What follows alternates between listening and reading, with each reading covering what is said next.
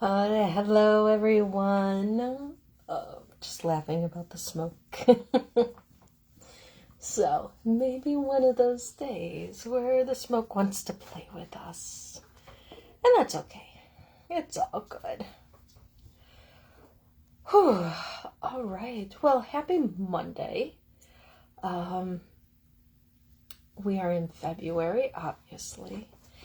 And Valentine's Day is right around the corner. And we have been talking a lot about love at Trinity or with friends, or I think even Heather Ashimura had talked about it when we were in Austin. And it really has just got me thinking, because the question is, what is love, right? And my guides have been talking to me about it. Because we talk about, we love our partners or our spouses, we love our children, we love our pets, we love our animal companions, we love coffee or food. We may even love a celebrity or say that we're in love with a celebrity because we think that's what that is, right? So really, what is it? I mean, we could look at Webster, we could look at WebMD, or not WebMD, sorry, one of those other dictionaries on the computer, Wikipedia. That was the one I was thinking about. We can ask ChatGPT, we can talk to all of our other people. But I think it really comes down to how we feel, what it is to us,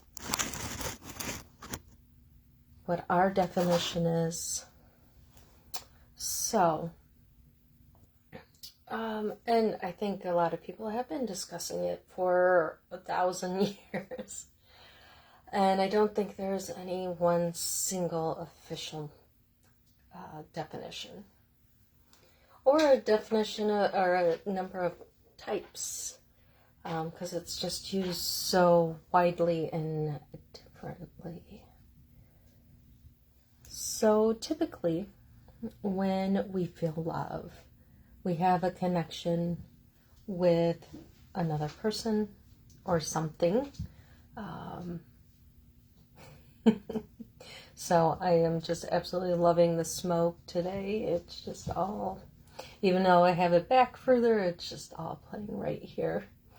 So we have that bond. And again, an attachment to a celebrity or someone we've never met. So we feel like that could be love. Caring for somebody, wanting them to be well. Like our kiddos or other people, our friends, that we just want to have or want them to be well. And I love my dogs. But I'm sorry if they bark. It's just who they are. And I love that about them. Having an affection or that feeling that we talk about when we get that warm sensation, a closeness to somebody. Or we choose to be with someone. That's really not a feeling, or not just a feeling. We make that choice. It could be a presence. It could be compassion or unity for someone. And if we look at biology, it's the chemicals that are released that make us feel that way. So really, it just depends. It just depends on where you're at and what you're feeling and how you think about things. So I know, if I remember correctly, I should say, that Native Americans had 5 different types or 5 different words for love. Greeks have at least 7. So we have all these different kinds of love. And as I was talking to my guides the other day, they were talking about love. We were talking about love. And so they were talking about how, as humans, we feel like everything comes from here, right? Our heart chakras. When we talk about loving people or feeling love, we go right to our hearts. But they were talking about how heart love and like the romantic love that we feel, or that human love, really comes from our second chakra, right? That's where all those feelings and those loves and those big emotions come from, more from our second chakra. So that's more of like the humanness. And so when we come to our hearts, what we really want to talk about is, I call it divine love or universal love, because a lot of people call it unconditional love. And that's often what we think about, right? But to have it to be unconditional, it has to have no conditions, which is a condition. So I like to think of it more as divine love. And when we talk about the chakras, we talk about in the second chakra that humanness, that romantic love, the love for our parents or our kiddos or friends. When we come to the heart, that's really when we talk about that universal love for just all things.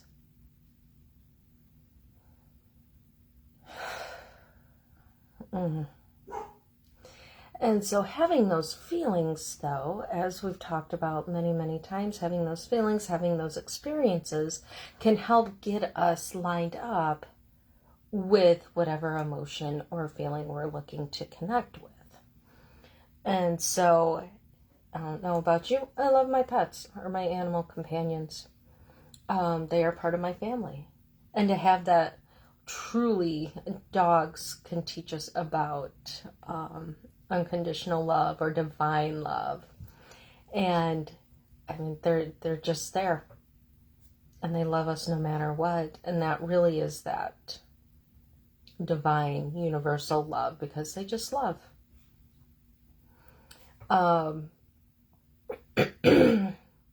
Sorry, I had a point. Where was I going with this? Oh, so being in that space, to feel that, whether it's in the second chakra or the heart, we can feel that. We remember what that feels like, how it makes us feel. Even just bringing the attention to our hearts can help us feel that. Okay, so drinking cacao is a way to connect with our heart space as well.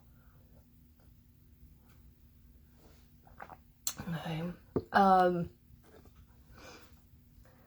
at one time, what's his name? Kyle Cease was talking about how, what if we were never heartbroken? We just had our, expectations broken. And if we have expectations on how people are supposed to be, then that's all brain stuff, right? That's how we expect them to be, is how we expect them to behave. So that was just another interesting thought that came along with everything else.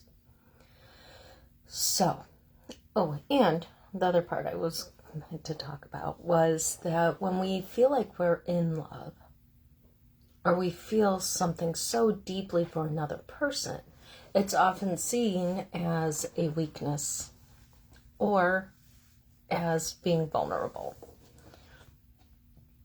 And if we are in that second chakra, absolutely, right? We have to be vulnerable to allow someone else to love us or to be in love. We have to be, it can be seen as a weakness because it can be taken away from us. I'm sorry, that's not an appropriate time to laugh. Just all the smoke here. So, but is it truly a weakness? If we can bring that feeling up to our hearts And HeartMath has done just an incredible research on the heart and how it actually has this huge electrical,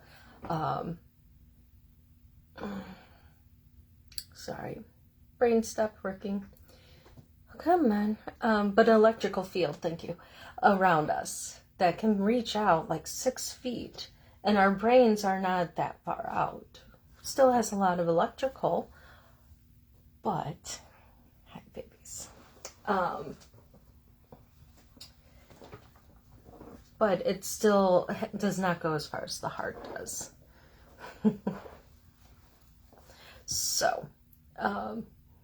So even sometimes kitty cats can have unconditional love, right? She doesn't like anybody else but me, but I am definitely her person. So, and just even having this as she's sitting here with me, if I sit long enough, she'll purr, and just being in that space. And yes, love can hurt. How did Heather Ash put it? She said that grief, that's what it was. Grief is love. Because that's when we miss people, right? So, but if we can stay, my whole point is that if we can stay in this heart, where we take the brain out of it and having expectations of how people are supposed to react or act, and if we can take that human, ebb and flow and, again, expectations and the dopamine and all of that out of it, and we can bring it just to our hearts.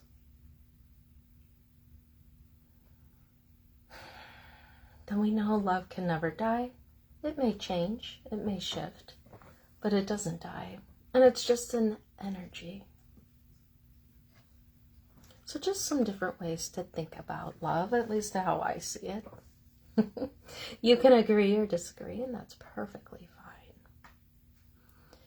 But if we can stay in this heart space, and if we can expand that love that comes from the divine, connects us to the divine.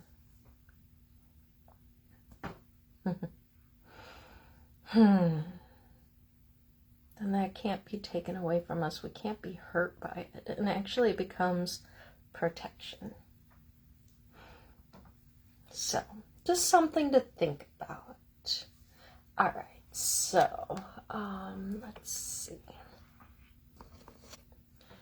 So let's take our stick.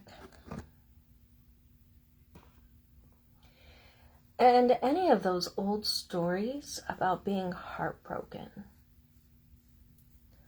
or having unacquired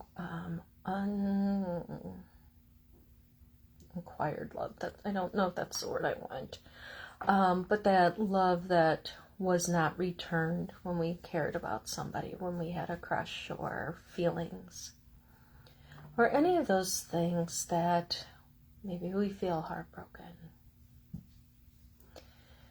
So if you're carrying any of those heavy feelings, breathe down into it. A lot of times we store those in the heart. Blow it in. Good. And maybe look at the second chakra, the sacral, that's just below our belly buttons. Breathe the breath way deep into there and see if there's any heavy energies. And blow it out.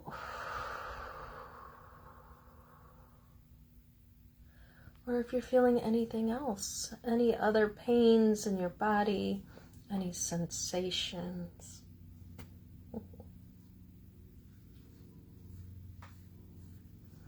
Breathing it in and blow them out. Good. Good, good, good. All right, a couple more breaths here.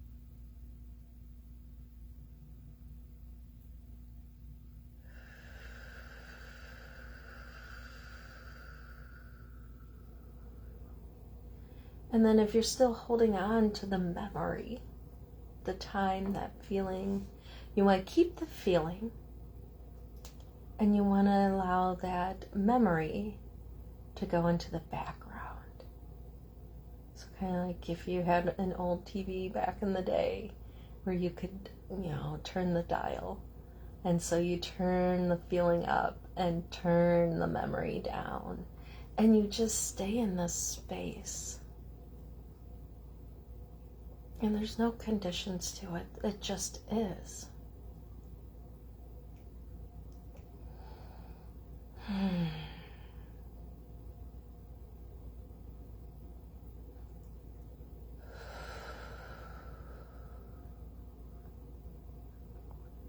And in this moment, nobody is doing anything except for you.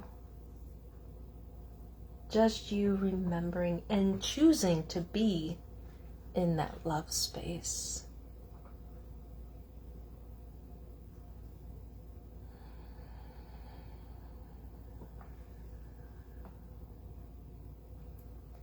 And just keep allowing yourself to bring it back into that feeling. So if your mind wanders, or it starts telling stories and chattering, you can just bring it back to the heart space. And now you get to choose. You can feel it expand. Or maybe if you're in a space, you want to keep it close. And it's not about opening or closing your heart. It's just about being love. Which must be an important piece. As I dig in my ear. Just be love. Unconditional, divine, universal.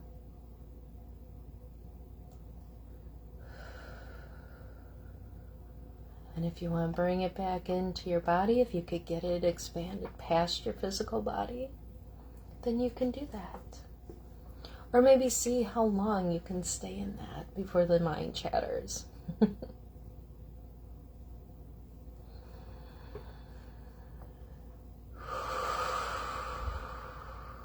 Good. Okay. So what I'd like for you to do, if you so choose, if not, that's okay too. Maybe now is not the time, but if you think about it later, if you can bring that love and you're going to put it around you as a filter, okay? And we've done these recapitulations many, many times. But we're going to have it come through this filter of love. So all those times that you felt heartbroken, maybe you were in grief or sorrow, I want you just to call back the energy that went into it. You don't have to call back the feeling by any means. We don't want that. And that's what the filter is, right? We had those heartaches because we cared so much. I'm sorry. Not laughing at and saying that. Just little kitty hair flying. But because we cared so much, we had these deep feelings of wounding as well.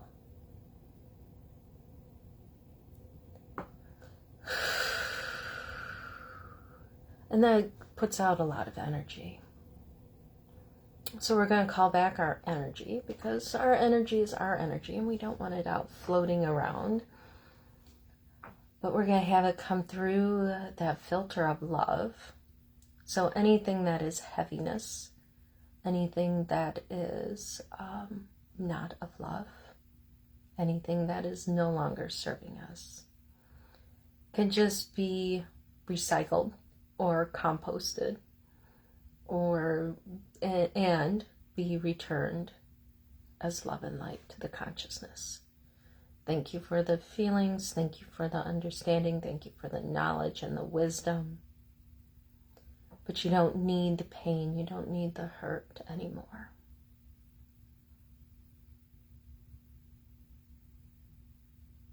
So just breathing it in, maybe giving it the job of helping you to feel that universal love or be loved, or anything else that you may need.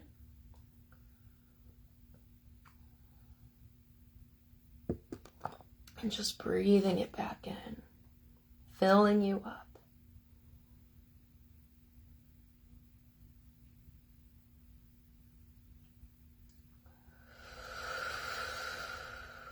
Again, the brain starts to chatter, just bring that energy down into the heart.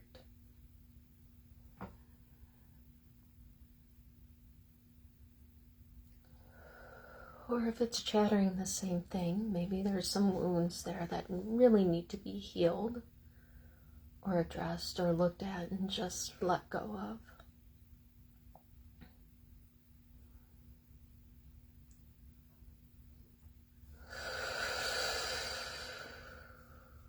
Releasing and letting go of all that heavy stuff.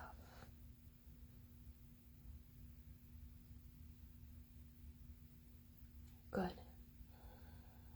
Couple more breaths, and of course this is something you can do throughout your day. You could do it first thing in the morning, last thing at night, anytime that you're feeling you need more energy, or you're feeling depleted, or maybe you've had a fight or a stressful day at work. Just bring this energy back in.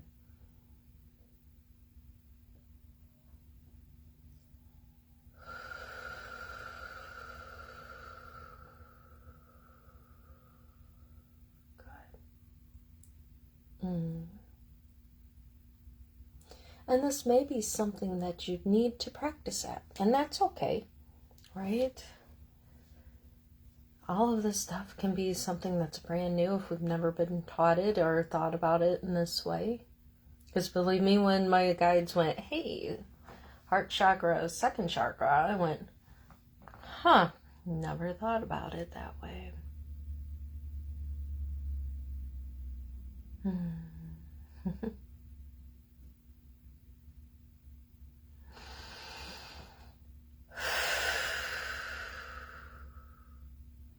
And then when we stand in our love and we stand in our centeredness, the woundings can't happen as easily. And love then becomes our superpower.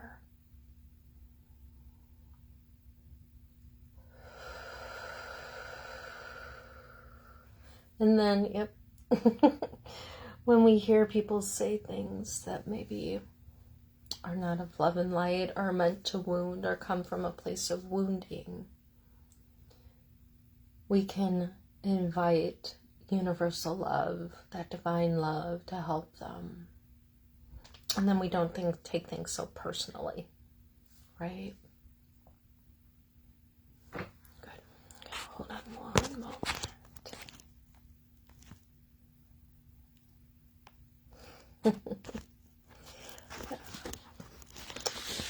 Okay, so with all that being said, I'm sitting in the light.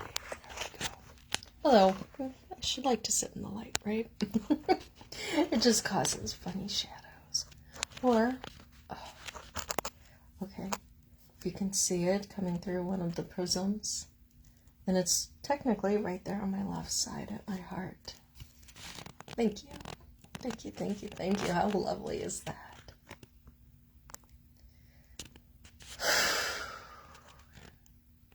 So really sitting with this as much as you can. And as always, if you need somewhere safe to sit with this energy, Trinity is a great place to do that. Or find a place in nature, or outside, or cuddling with an animal if you have one.